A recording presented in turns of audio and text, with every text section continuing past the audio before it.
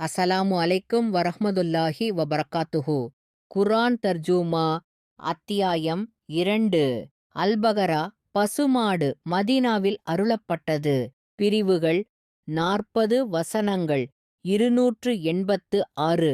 1. ஆலிஃப் லாம் மீம். 2. இது அல்லாஹுவின் திருவேதமாகும்.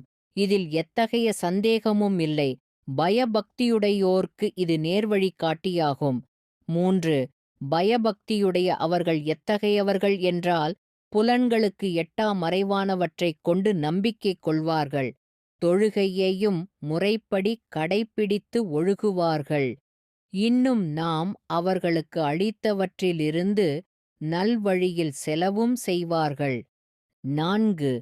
தூதரே, இன்னும் அவர்கள் எத்தகையவர்கள் என்றால், உமக்கு அருளப்பெற்ற இவ்வேதத்தின் மீதும் உமக்கு முன்னர் வந்த நபிமார்களுக்கு அருளப்பட்டவற்றின் மீதும் நம்பிக்கை கொள்வார்கள். இன்னும் மறுமையையும் அவர்கள் உறுதியாக நம்புவார்கள்.